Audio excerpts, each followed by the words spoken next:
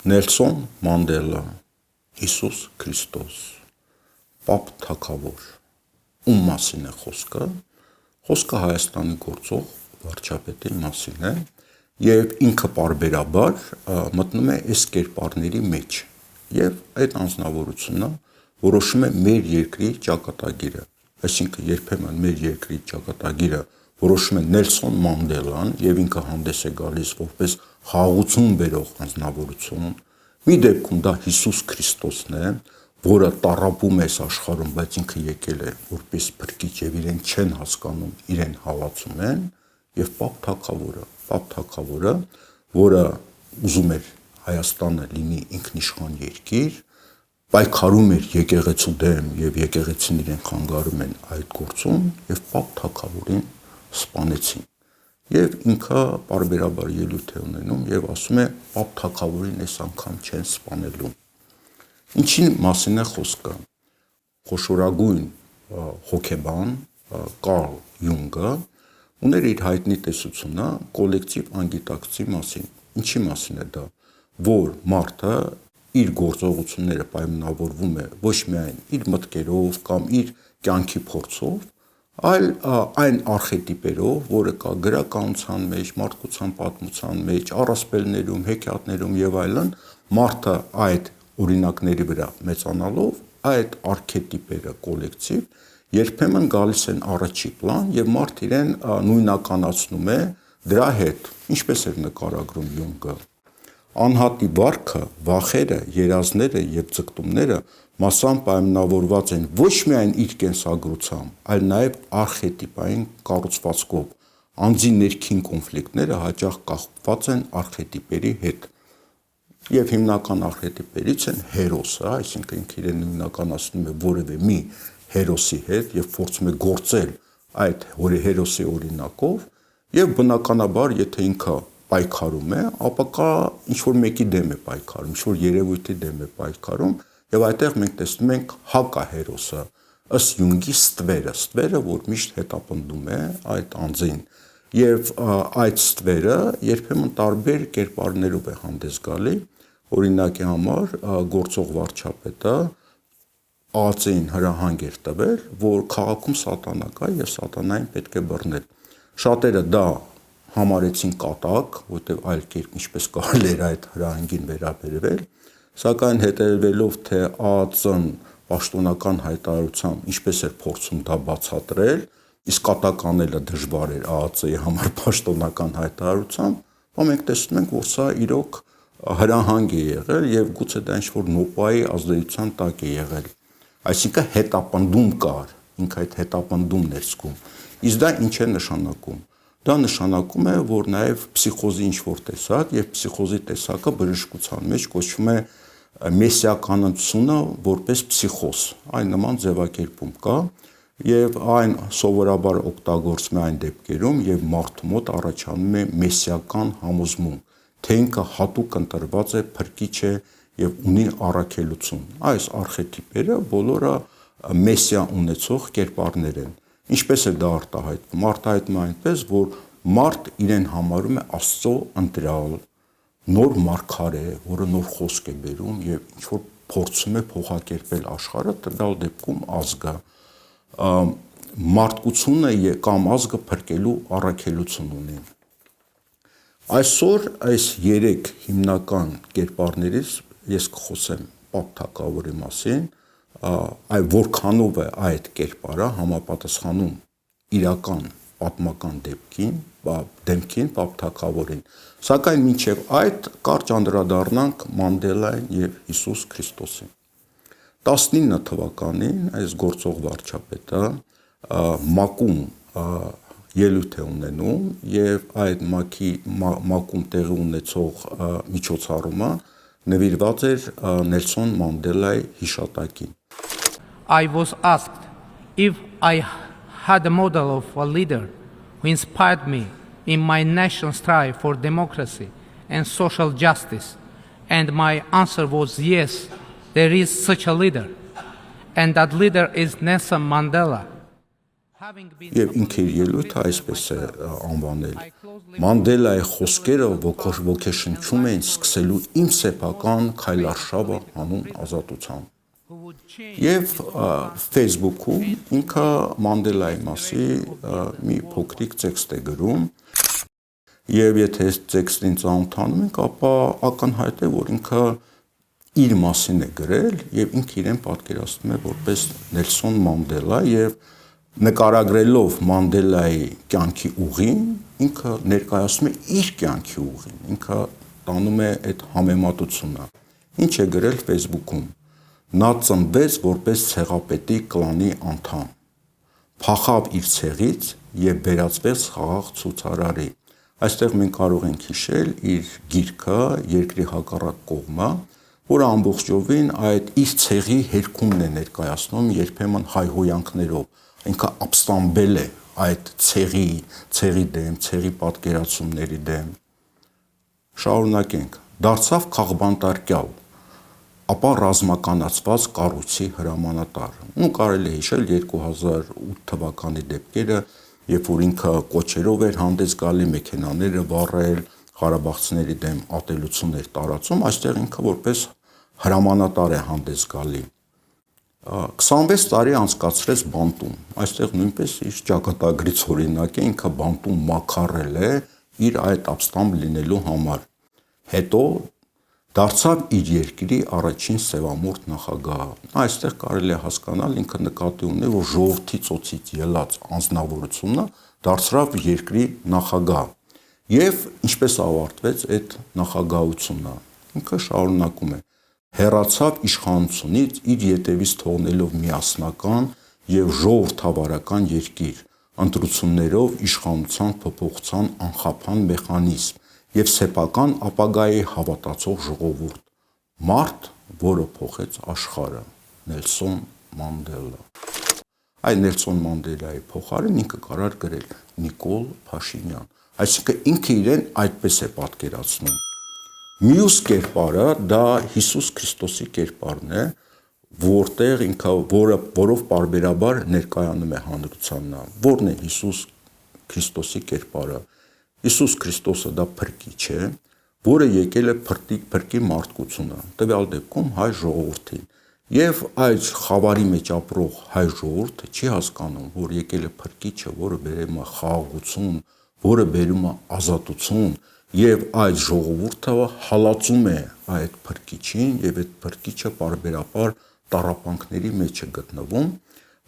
Հիմա լսենք իրեն, ինքը շատ լավ նկարագրում է իր տառապանքները եւ իր առաքելությունը։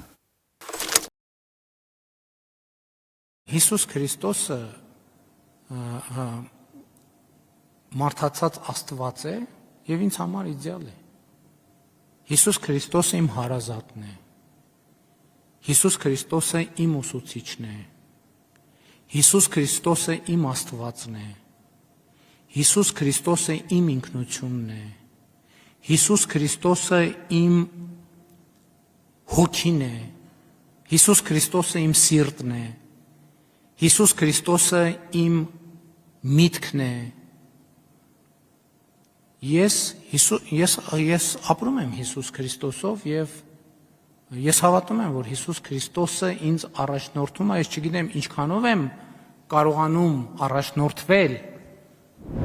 ինչպես մեր Տեր Հիսուս Քրիստոսն էր սեր քարոզում, բայց երբ որ եկավ ժամանակը նա մտավ տաճարի տարածք եւ շուռ տվեց սեղանները,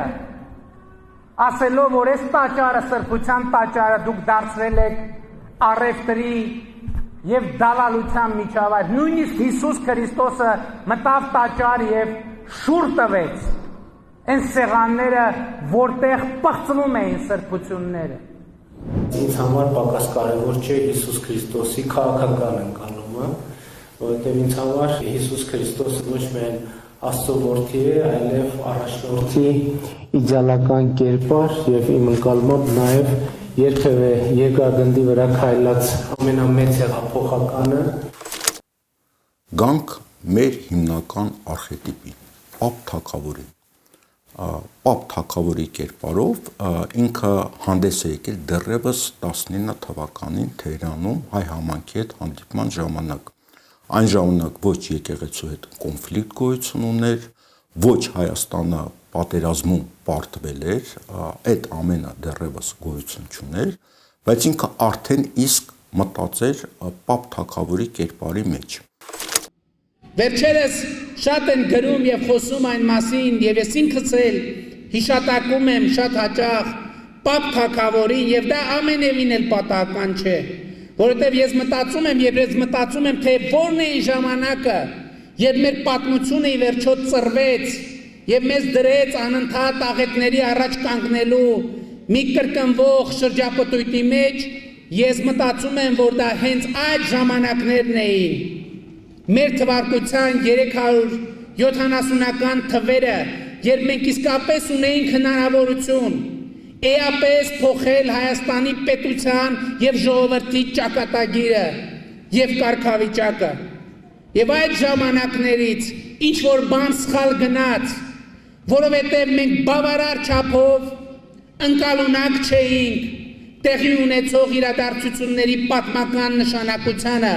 բավարար չափով միասնական չէինք եւ բավարար չափով չունեինք պետական գիտակցություն։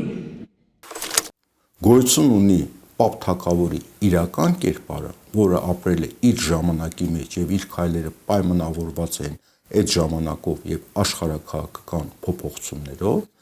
եւ գոյություն ունի այն պատկերացումը, որը մեզ տվել են պատմավեպերով 19-րդ դարում եւ 20-րդ դարում, որով փորձում են հայ ժողովրդի մեջ արթնացնել այդ ազատության ոգին, պետականության ոգին եւ Պապ թագավորի համապատասխան կերպարներ ստեղծվել։ Պապ թագավորի կերպարը հիմնականում այն էր, որ ինքը ուզեց ուժեղացնել Հայաստանը դարձնել անկախ երկիր, ինչը այդպես չի եղել իրականում, ինչի մասին խոսենք, եւ ինքը պայքարում էր եկեղեցու դեմ, որովհետեւ եկեղեցին խոշոր սեփականատար էր, դարել չէր թողում, որ երկիրը թագավորի ձեռքում կենտրոնացվի,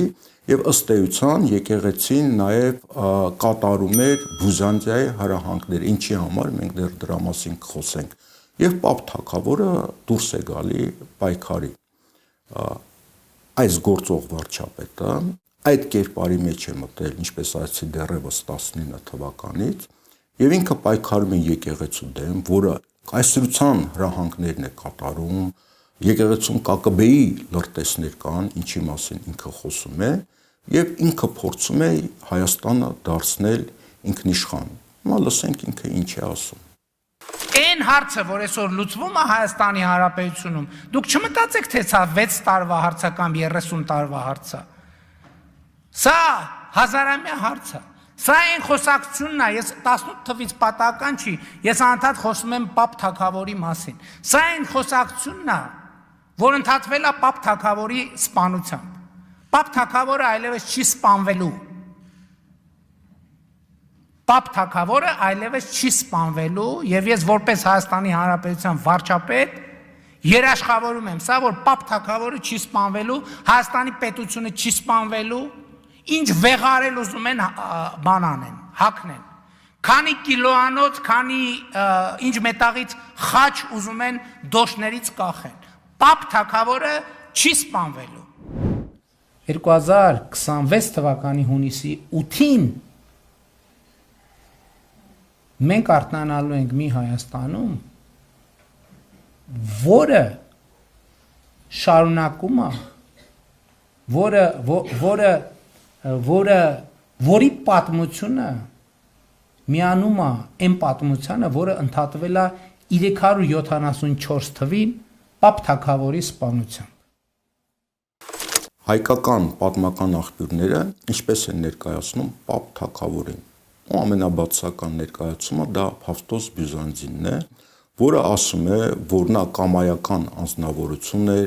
բռի էր, երբեմն անբարոյական վարք ունեցող թագավոր էր։ Պնդում էր, որ Պապը կրճատել է եկեղեցու հարստությունն ու ազդեցությունը։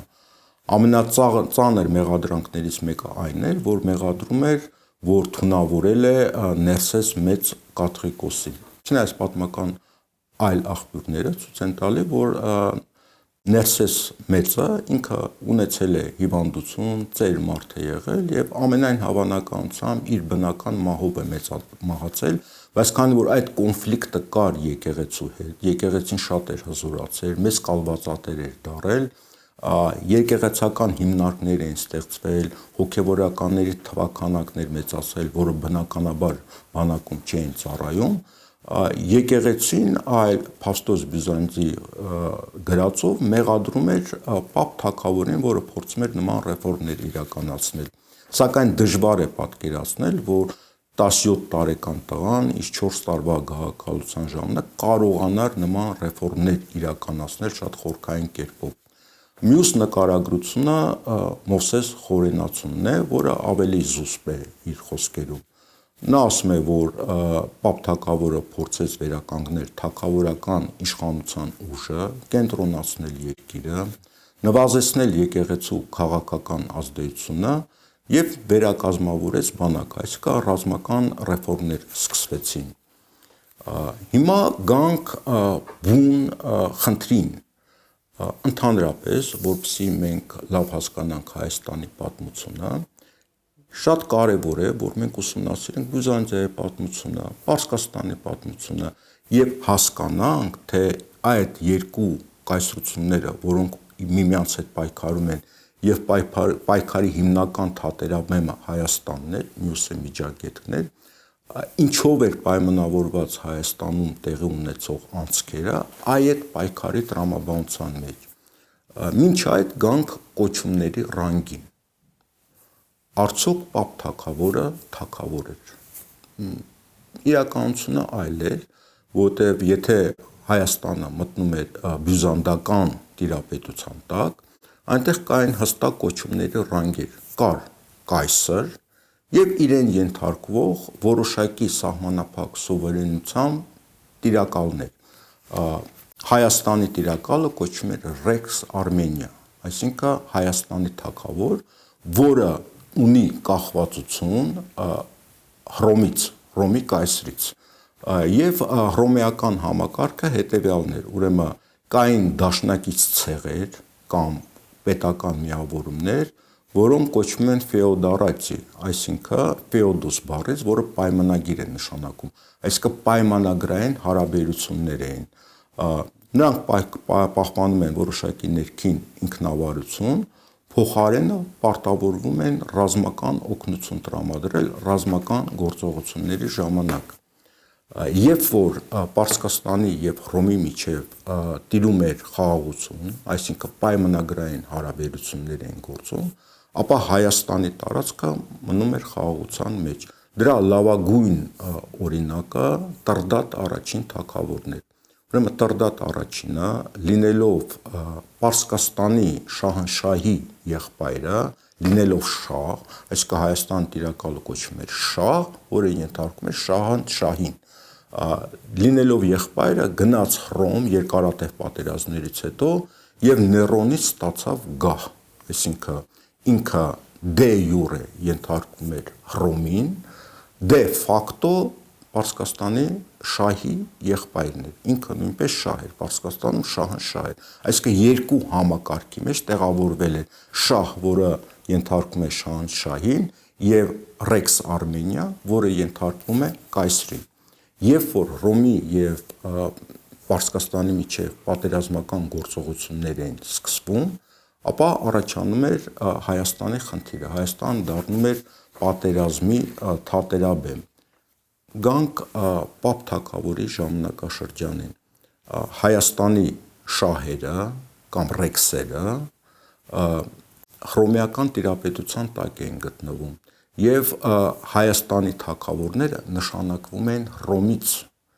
եւ նշանակվում են պատերազմական գործողությունների հետևանքով։ Այրոնալի պատերազմներ են տեղի ունենում Հռոմի եւ Պարսկաստանի միջև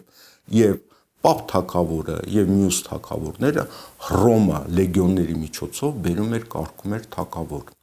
Պապ թագավորը երկարատև պատերազմի ընթացքում հռոմեացիների աջակցությամբ, հռոմեական զորքով բերվում է Հայաստան Հռոմից եւ դարձնում է թագավոր։ այսինքն Պապ թագավորը դա Ռոմի կողմից նշանակված ռեքս էր։ Պարսկաստանը պայքարում էր այդ կարգավիճակի դեմ եւ փորձում էր իր տիրապետությունը տարածել Հայաստանի վրա։ Շապուհ B շահը, շահանշահը դա տաղանդավոր պետական գործիչ էր, ուրեմն նա կոչվում էր նաեւ Շապուհ երկարակյաց, ապրել է 309 թվականից 379 թվականը եւ Հռոմի եւ Պարսկաստանի միջև ռազմական գործողությունների հետևանքով Հռոմը սկսել էր պարտվել։ Ուրեմն կարճ նկարագրեմ այդ ժամանակահատվածը։ Ուրեմն 363 թվականին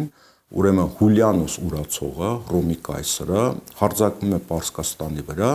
Տիզբոն է հասնում, Պարսկաստանի մայրաքաղաք, որը գտնվում էր այսօրվա Իրաքի տարածքում, պարտություն է կրում եւ սպանվում է։ Հետևանքով Հռոմի դիրքերը թուլանում են։ Հաջորդ արշավանքը Հովեանոսն է սկսում Պարսկաստանի դեմ եւ նույնպես անհաջողություն է լինում։ Սակայն Վալենտը, հաջորդ արքան, հաջորդ կայսրը իր լեգիոնների միջոցով արշավում է Հայաստան, Հայաստանում հաղթում է եւ Պապ թագավորին դարձնում են Հայաստանի թագավոր։ Հաջորդ փուլում Վալենտը պարտություններ է կրում ոչ Պարսկաստանում, այլ Հյուսիսում եւ Արևելքում եւ ստիպված է լինում իր դիրքերը հանձնել։ Այսինքն մենք պետք է հասկանանք, որ Պապ թագավորի գործողությունները պայմանավորված են նրանով, որ Հռոմը պարտություն է կրում եւ պետք է ինչ-որ ձևի հարաբերություններ ստեղծել Պարսկաստանի հետ, Շապուհ B-ի հետ եւ Պապ թագավորի քայլերը բավականին տրամաբանական են, բալանսի փոփոխության պատճառով ինքը փորձում էր բալանսը ինչ-որ ձևի բալանսի բերել եւ թեքվել կամ հարաբերություններ ստեղծել Պարսկաստանի հետ։ Երկրորդ հարցը՝ ինչի էր Պապ թագավորը պայքարում եկեղեցու դեմ։ Նախ Վալենտը, որ այդ ժամանակ Հռոմի կայսրն էր, նույնպես որոշակի գործողություններ էր իրականացնում եկեղեցու դեմ։ Չենք խոսում Հուլիանոս ուրացողի մասին, որը հալածում էր քրիստոնեական եկեղեցին եւ ինքը փորձում էր վերականգնել հեթանոսությունը։ Այսինքն մենք այդ պատմական ժամանակաշրջանում ենք ապրում։ Հայկական եկեղեցի կենտրոնը Կեսարիան էր, որը նվիրապետական աթոռ էր եւ հայկական հայ հոգեվորականները Կեսարիայում պետքա եպիսկոպոսի կարգավիճակ ստանային, այնտեղ ուծվեն եւ ենթարկվում են Կեսարիային։ Կեսարիան կայսրական քաղաք է եւ եկեղեցու միջոցով Հայաստանը հռոմեական ազդեցության տակ էր եւ նույնիսկ Պարսկական կայսրությունում երբեմն մինչեւ 20-30% քրիստոնյաներ են ապրում եւ ըստ հռոմեական բանաձևի վերևում մեկ Աստված է, ներքևում մեկ կայսրն է եւ այդ կայսրը բոլոր քրիստոնյաների կայսրն է եւ այդ քրիստոնեության դամ արշավը Պարսկաստանի համար բնական է։ Պապ թագավորը տրամաբանորեն, որպեսզի կարողանա հարաբերություններ կառուցել Պարսկաստանի հետ, պետք էր Կեսարիայից եկեղեցու կենտրոնը տեղափոխել Հայաստանի տարածք։ Դա պետք է ենթադրել, սա ենթադրություն եմ անում, որ Պարսկաստանի պահանջն է եղել։ Հաջորդ փուլում ավարիայի ճակատամարտից հետո հայերը չընդունեցին Քաղկեդոնի ժողովը Պարսկաստանի պահանջով, այսինքն դարան հերձվածող ըստ Հռոմի տեսակետի եւ հայ քրիստոնյաների կայսրը արդեն Հռոմի կայսր չէր։ Այսինքն մի կարգավիճակ հետագայում ստացան, որը թույլ էր տալի ինչ որ հարաբերություններ, համակեցության կանոններ ստեղծել Պարսկաստանի հետ եւ կաթողիկոսը նշանակվում կամ հաստատվում էր շահի կողմից Պարսկաստանի։ Սա ուղղակի ապագայի տեղի ունենում։ Հիմա որն է խնդիրը Պապ թագավորին հասկանալու համար։ Առաջի Պապ թագավորի քայլերը պայմանավորված էին Պարսկաստան-Հռոմ հարաբերություններով։ Պարսկաստանը ուժեղացել էր, Հռոմը թուլացել էր։ Ինքը նոր բալանսի պայմաններում ստիպված էր լեզու գտնել Պարսկաստանի հետ։ Հռոմեական տեսակետից Պապ թագավորը դավաճան էր, որտեղ արյունալի պատերազմների միջոցով Պապ թագավորին բերել են Հայաստանում ռեքս են նշանակել, այսինքն թագավոր, եւ ըստ հռոմեացիների տեսակետի Պապ թագավորը դավաճան էր իրենց տեսակետից։ նորից եմ կրկնում, Պապ թագավորը ինքը իր քայլերը ռացիոնալ են տվյալ աշխարհաքաղաքական իրավիճակում։ Ինչպես է ժամանակակից պատմագրությունը նկարագրում Պապ թագավորի ժամանակաշրջանը։ Պապը հասկանում էր, որ հռոմեացիները հայերի գործընկերներն են այնքան ժամանակ, քանի դեռ հայերը կպահպանեն հռոմեացիների կանոնները։ Այնուամենայնիվ, նա վերականգնեց որոշ կապեր պարսիկների հետ, ինչը հռոմեացիներին դուր չեկավ։ Կայսրը, վաղեց կայսրը, այսինքն, հրավիրում է Պապին իր մոտ բանակցությունների, բայց խաբեությամբ նրան ձերբակալում է։ Պապ թագավորը կարողանում է իր 300 զինյալների հետ փախչել գերությունից,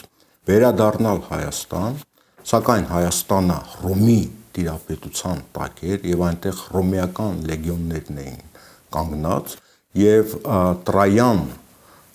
զորավարը Պապ թագավորին խաբեությամբ կանչում է խնջույքի եւ խնջույքի ժամանակ Պապ թագավորը սպանվում է։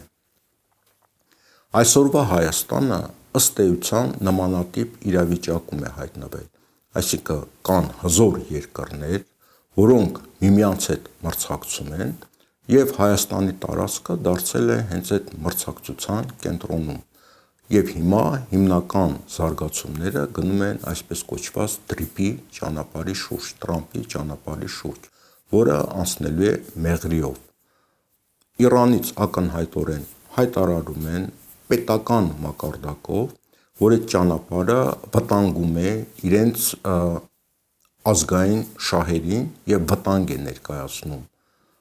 Նմանատիպ կոշտ հայտարարություններ կամ զգուշացումներ արդեն, կամ կարելի արդեն ասել սպառնալիքներ հնչում են